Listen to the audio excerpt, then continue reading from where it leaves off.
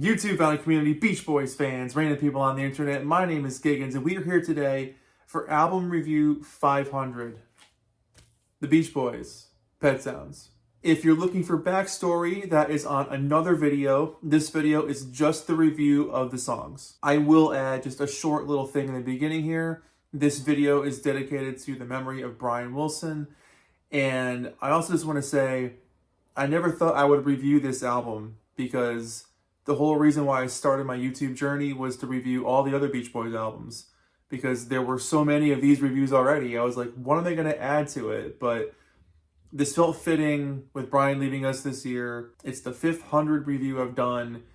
This felt like the right time. So this is it. The one you've been waiting for. Here we go. So this feels kind of weird just jumping into this review because I'm always like giving backstory. But like I said, the backstory is on a different video. So go ahead and watch that one. It's probably over here somewhere. But the album opens up with Wouldn't It Be Nice? What begins as a dreamy, floating escape, embracing peaceful bliss and tranquility, instantly comes crashing to a halt when Hal Blaine slams those drums thunderously. With one powerful hit to those drums, we're instantly awakened. But like, even though the dream is over, it doesn't feel like you're sad about it. It feels like you're optimistic about what's to come. Obviously, the dream you were having was wonderful, but your present, your waking state is just as fulfilling. I feel like the dream part in the beginning is like the is nice moment, and the rest of the song is the wouldn't it be? It's just one of the most iconic opening tracks of all time, where the protagonist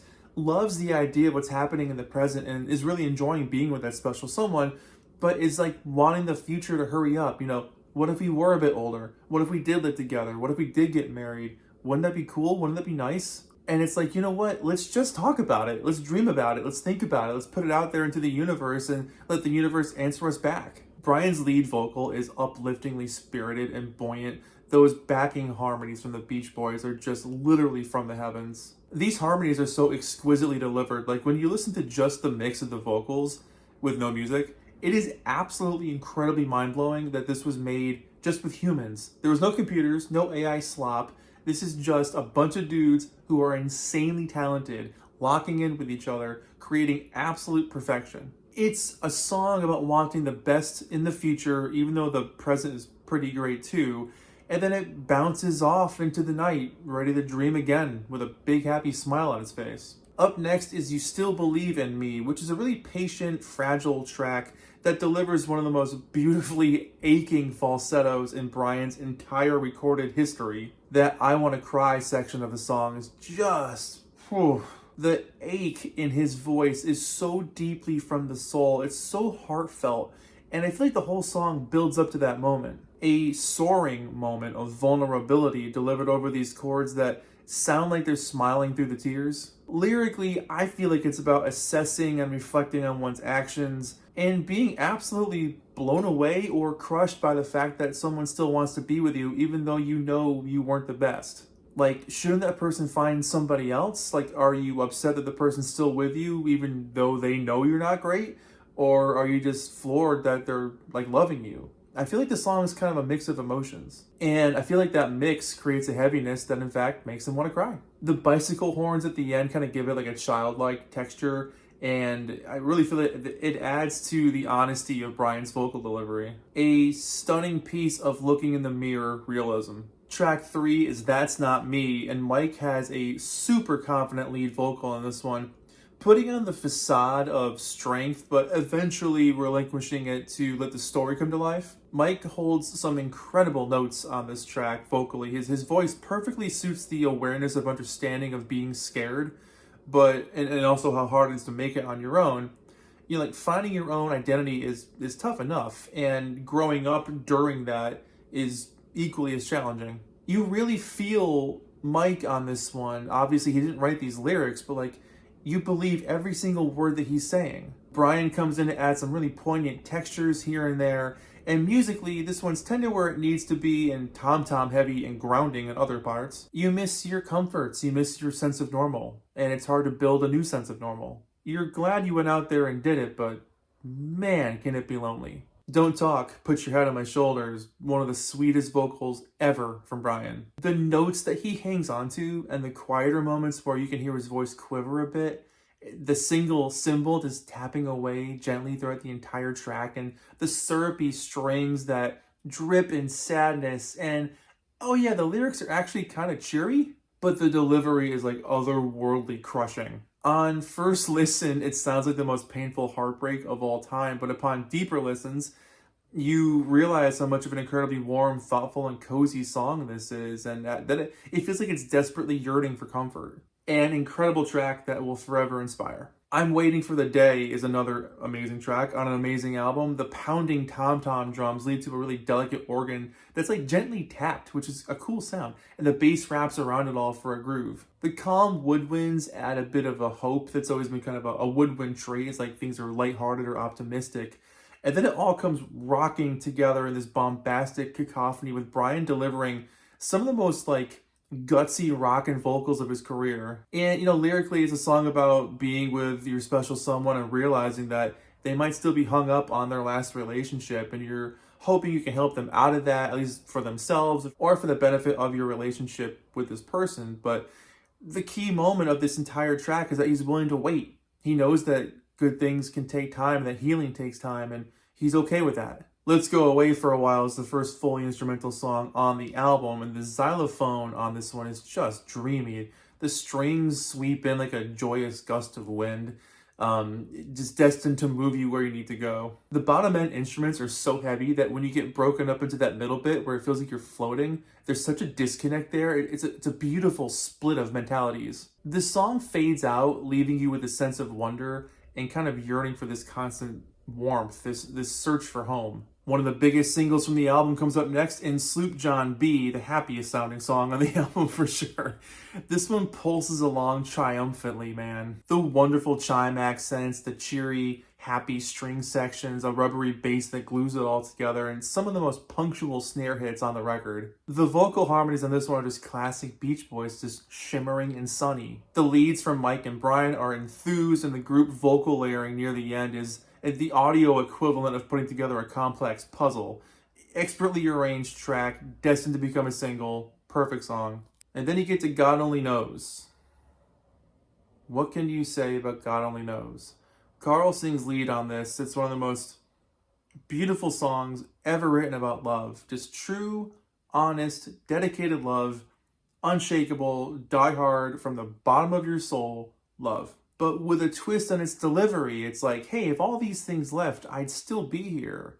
It's not just, I love you because. It's like, even if this went downhill over there, I'd still be here. It's incredibly moving. The music on this song sounds like nothing else that's ever been created. It's just one of those tracks you hear that sounds like nothing else. The strings tug at your heart. The percussion creates this happy forward movement feeling. And the brass section at the beginning sounds like a royal wedding. But let's talk about Carl again, because in 100 years, when music scholars are studying this album again and again and again, it's going to continue to make their jaws drop. His voice is so youthful and tender and compassionate and warm. And it's got that mentality of, when you really discover love with somebody and you're discovering what makes your heart tick and how to articulate those feelings, it is one of the most beautiful feelings you could ever hope to experience. And Carl nails how that feels. The final moments of this track where the voices blend together in this like swirling sea of emotions drags your heart to your mouth. It is easily one of the most gorgeous songs ever written.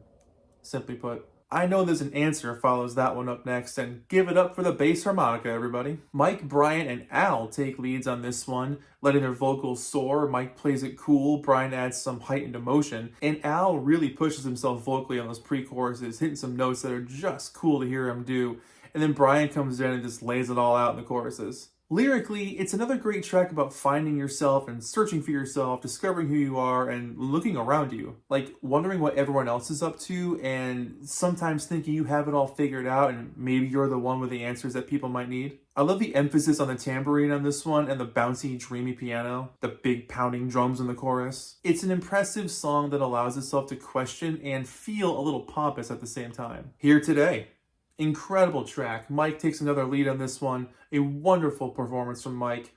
A really bouncy song that doesn't stop. I love the moments where he lets his heart out on those pre-choruses and then plays it cool on the choruses. The way the music sounds like a balloon losing its air after those moments too is also very cool, very interesting technique. Lyrically, it's a song about love lost. You know, sometimes it's here one day and then the next day you're complete strangers. The middle eight in this song is highly unusual for a pop song now, let alone 1966, but those striking notes and the spooky atmosphere, wow. As the song leaves that middle eight and comes back to the chorus again, I almost get the feeling like it's sticking its head out of the hole to make sure things are okay before finishing up the song and continue its story of heartbreak. I Just Wasn't Made for These Times is... what a song. Brian lays his soul bare on this track with some absolutely spectacular vocal moments. He wants to create, and he can't find anybody to join him on these journeys. He gets close sometimes, but then things fall apart. The layering of vocal lines in the chorus is absolute magic. There's actually 4 lines. The 4th line is very hard to hear, but you get the classic, "Sometimes I feel very sad," which is just an incredibly heartbreaking, brutally honest line. And then the other one, "Can't find nothing I can put my heart and soul into." Whew, another one. And then one that he sings in Spanish, which I'll save you from me butchering it. It translates to, "When will it be? One day it will be." And then the one that's really, really hard to hear, "People I know don't want to be where I'm at." The use of theremin on this track is beautifully eerie and creates a truly lonely feel. The way Brian delivers the title of this song, like after all the craziness and all the swirling emotions and anxiety and tension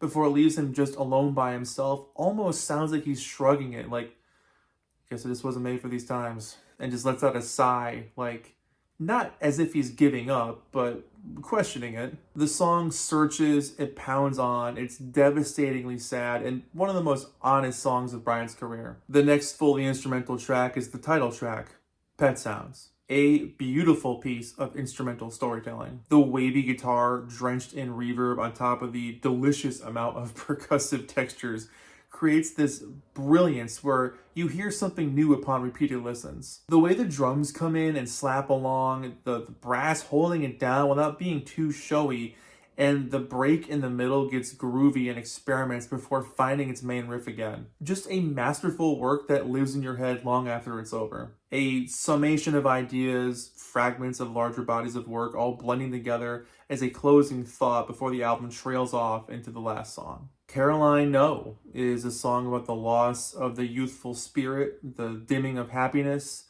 the ultimate song about growing up and losing your spark, losing that childlike wonder. When you're young, you have that fighting spirit that you're going to be young forever because you don't know any better, and sometimes ignorance is bliss. And then the most tragic thing ever happens.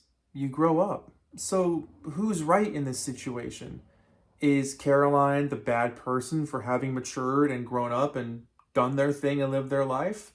Or is the protagonist the bad person because maybe they're stuck in high school or earlier or wherever they might be stuck and they're not as advanced as Caroline and they can't keep up and they miss a version of her for their own benefit? Or maybe it really is about the loss of youth and just looking at someone and realizing, wow, they grew up. I guess we all grew up. And as far as the name of the song goes, and there's various versions of where this came from, but I've always seen this as like, "Oh, Caroline, no, not you two. You grew up too? Ah, Caroline, no." And then you hear the train come in, as if you're in your car on the road, stopped at the tracks, and you watch that train pass super fast. Could be an allegory for life, moving by you super fast as you're standing still. The dogs bark at it. Sometimes dogs bark because they're scared, and maybe you're scared of the future, and you don't understand it. And then the album ends. I'm probably going to repeat myself a little bit here from what I said in my last video for the story of the record, but to sum up my thoughts on Pet Sounds, not only is it a 10 out of 10 album, it's one of the most gorgeous pieces of work ever created by humans. This is a record that will be studied, analyzed, and thoroughly enjoyed for the next 1,000 years. An album about growing up, about love, about the loss of love, about isolation, about friendship, storytelling, imagination, dreaming. It's an album that everyone finds themselves lost in. an album that finds its way into the DNA of anybody who loves music. It's an album that lives with you and then becomes a part of you and will be there for the happy moments in your life and the times where you feel like absolute garbage. I know for me personally, won't go into too many details, this album has been there for me more times than I can count. This album is so perfectly beautiful in understanding the human condition, in the fact that it doesn't understand the human condition, which makes us imperfect, which in fact makes us perfect because of that. It is a look at being a person, growing up, and hoping for the best, and ultimately looking for love and understanding. I adore this album, just like you watching this video. I think it's the best thing ever created.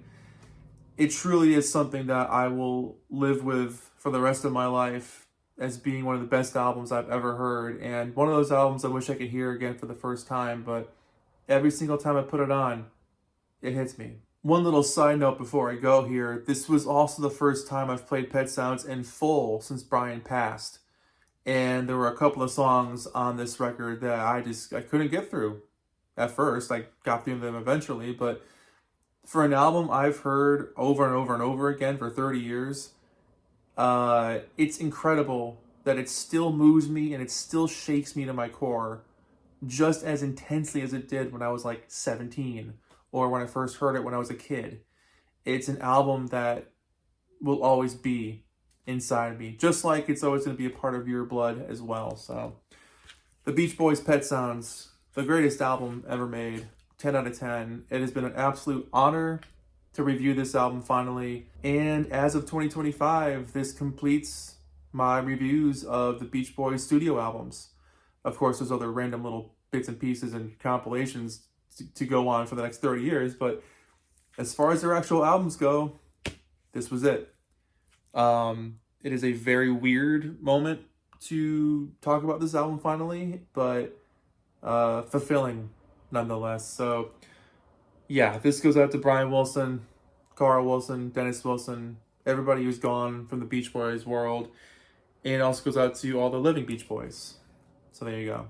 My name is Giggens. This has been the Beach Boys, Pet Sounds. Never thought I'd say that. Thank you so much for watching. I'll see you guys in the next video. Take care of yourselves. And thanks, Brian. Thank you.